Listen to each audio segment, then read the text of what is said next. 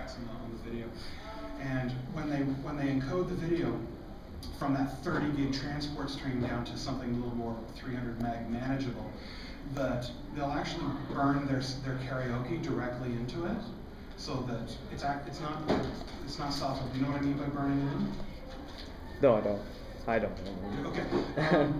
Well, you know that a video is actually a collection of like 20 to 30 still frames, like still images a second, right? Yeah. Everybody knows that. You've made like a little flip book back in grade school.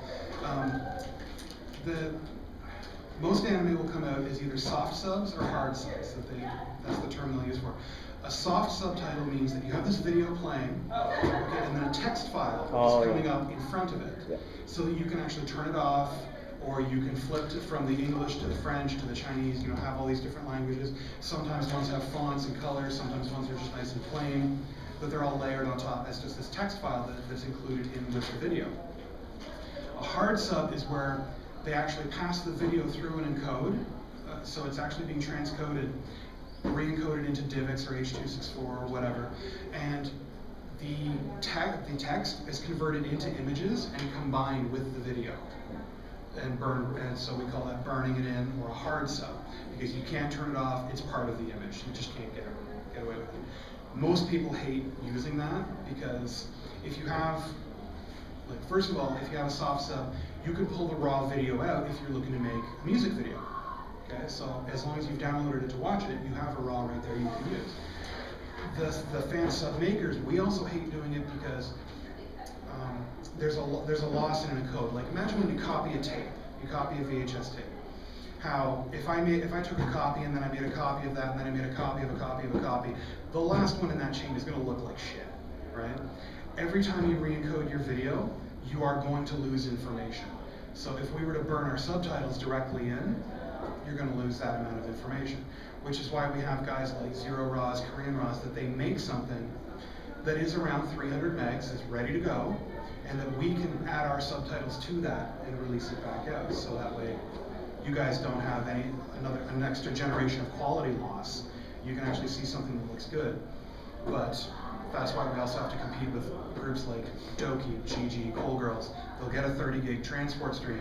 They don't care that there's going to be a generation loss when they burn their karaoke in, because it's coming down from 30 gigs to 300 megs.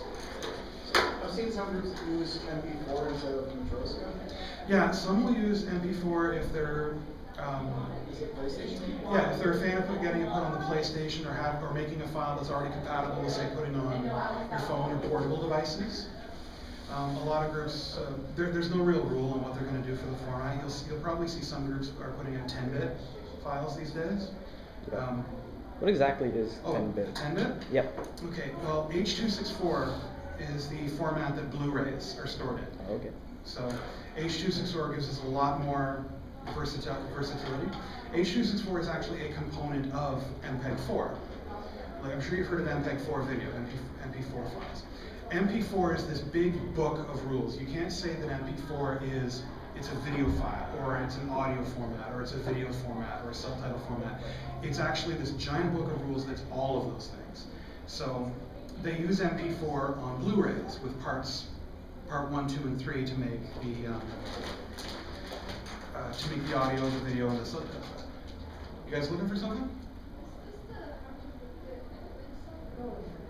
It's how Fansubs are made. Yeah, I was just going over one of the video formats that it's used. Like, okay, MPEG-4 is this giant list of rules that part 2 talks about how to make some simple videos. That's older video formats you probably heard, like DivX, XVid. That's an older format. So one of the new formats is they call it part 10, H.264. It's what they use on Blu-rays. The 10-bit means that all the color information that's stored in the file, instead of using an 8-bit file, an 8-bit number can go from 0 to 255. So if I use that to describe my red, my green, and my blue, then I have 16.5 million different combinations, different colors I can make. If I'm using 10 bits to store everything, it goes from 256 to over 1,000. So that means all my colors, like subtle gradients that you see in a video. like if somebody's, like I'm sure you've seen somebody who their hair is blonde up top and brown at the bottom, and it goes for a gradient across that. Or any effects that happen on screen, anything where there's a color gradient, the 10-bit is so much better that it saves you so much space that if you have an 8-bit and a 10-bit file that are both 300 megabytes, the 10-bit file is going to have a lot more quality. Or you can actually have the same amount of quality, but your 10-bit file being much smaller. So, but 10-bit files are a little harder for your computers to play. So, you guys who just came in, I apologize for not having any kind of structure here, because all my notes and all my presentation are on my computer, and I forgot my mouse and keyboard. So it's just pretty much a Q&A session. It's just sending it to all the videos I have for demonstrating how we use our various tools. I'm also really nervous now. Everyone's watching. Okay, when an episode airs in Japan, we usually have a RAW within 2 hours. So we actually have to have a Japanese TV guide ready to go so that we know when stuff comes out. Most of the people in our Fansub group, we are all over the damn world too, so everybody has to be ready to know what time it is in Greenwich Mean Time. So because I've got people in India, I've got people in the Philippines, in Laos, in Florida, in London. So for my group, so it's just no, everybody we call it UTC, Universal Time. So we have to know when the show comes out, so we know we've got a RAW within 2 hours. We have to download that, get it to one of our 2 translators. I'm sorry, just curious what fan. It's how Fansubs are made. Pardon? How Fansubs are made. So we get our RAW within 2 hours, get it to our translator.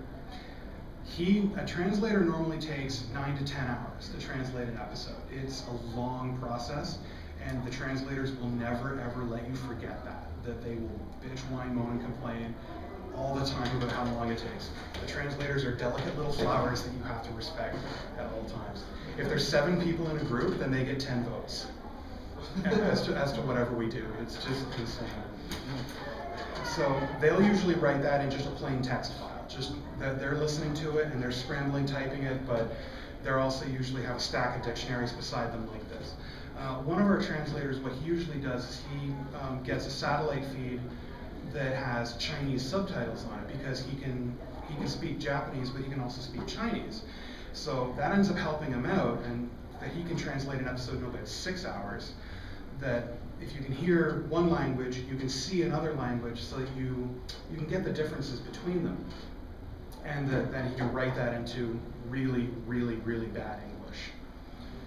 So once he's got that written into just absolutely the most atrocious English you've ever seen in your life, that he'll get that text file to our timer, and this guy does a job I could never do in my entire life. That is the most boring thing, but what he does is, we have a program called Aegis Sub, spelled Aegis like you'd expect, but then they just add UB to be Aegis Sub.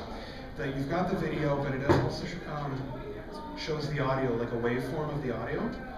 And so you'll click on one line of the subtitle and actually have to drag these bars to see, okay, the text starts coming on the screen there, starts coming off the screen there. Okay, line it up, just get it just so. For 400 lines in an episode. The people who time that to make sure when the subtitle's going on and off the screen at the same time, these people deserve a lot of respect, because I would probably blow my brains out if they told me to do that job. I tried doing it, I got 10 lines, it took me 20 minutes to do, to time it just right. That's it, I can't do that. My job when I'm working with Naru2u is the editor. I have to take that incredibly atrocious English, like, I can think I has disappreciate you. Sentences like that, I have to take and I have to turn that into normal English. It helps that I can speak a little bit of Japanese, that I can hear, that I'm listening to the video while I'm editing it, that I can change the script around. If you actually want to be an editor for a Fansub group, you have to know what a semicolon is, you have to know what an Oxford comma is, and you have to feel like a pretentious douchebag when you use it.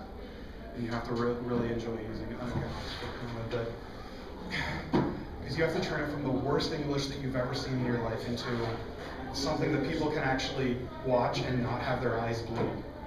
And you are going to miss stuff. When I edit, I miss things all the time. Like I go over the file once without listening to the video, just correcting text as I go and getting rid of that horrifying English that'll make your eyes bleed. and then I'll put it, and then I'll attach it to the video and like actually watch the video. But like if I see something really bad, I'll pause it, correct something. Another thing you have to do when you're editing is making sure you adjust the text for the character that's on screen. You actually have to get a feel for what the person's saying, because even if I could edit the file into the most perfect grammar there is, like it would make your English teacher weep with joy, but it's the best grammar ever. People don't talk with perfect grammar. People use words like ain't and gotta. Okay, nobody would actually use that on paper, but that's how people talk. Or like when I'm editing a show like Usagi Drop, the one girl's 5 years old. She's not going to talk with big multi-syllabic words. She's going to talk like a little kid. So you have to, once you understand what they're saying, even if the translator gives you a word that's this bloody big, you have to break that up so that, all right, I have this little 5-year-old girl. I have to make her talk like a 5-year-old girl. But then I have this other character who's, let's say he's 35, he's been a millionaire since birth. Like, he's always wearing a suit, he's always like well dressed. That person's not going to talk the same as a 5-year-old. So, even in editing all the English, you have to make sure that happens. And you have to do that to a point where it doesn't break people out of it. Well, I call it breaking flow, that you get used to the way a person talks. You know your friends, you know your parents, you know kids, you know teachers. You get used to a way they talk, and you have to maintain that style for each one of your characters through an entire season. So you have to kind of establish a style in the very first episode. It's a really hard thing to do, and if you're going to be ended up editing for a fan subgroup, you have to defend the edits you're doing all the time. Like whenever I submit the edits, first of all, my quality checker who comes in after me, okay, rips apart about every 10th line in my script. Like, why'd you make them say this? This isn't proper grammar. That's not how a semicolon works. That's not how a comma works. It's like, yes, but that's how people talk. That's natural. Or the translator will get on me. Is like, why'd you change this word to that word? Like, you have to be ready to defend almost every change you make. As an editor, like, submit a script and then just get ready for a fight. Get ready for a fight for the people who you took a script from somebody and changed it and they don't like that. And your quality control, they're not going to like it either. You have to be ready to defend every change you make. But it can end up being pretty rewarding to do that. Once our script passes through our quality check, then we have our guy who just packs everything together, does our distro. So he takes that script, the video file we get, and puts them into the Matroska file, like I was talking about before. Now, we use Matroska, we like that, so we can have a soft subtitle stream, one audio, one video, carries all the fonts with it. So just in case your computer doesn't have some special little font that we want to use, that he can mux that all together and get that out to multi-upload, put it on our torrent box, put it on the IRC box, so that way you guys can get it through IRC, through direct download for 5 different sites, through a torrent. How do you guys normally download anime when you get it? I usually torrent. Usually a torrent? I torrent. You know, DLC? I do DDL most of the time if it just happens to be there. Like, sure, I'll do it like once in a while or whatever. But I'm still getting my anime, right? So yeah. I do both just whenever I feel like it. But mostly I do torrents.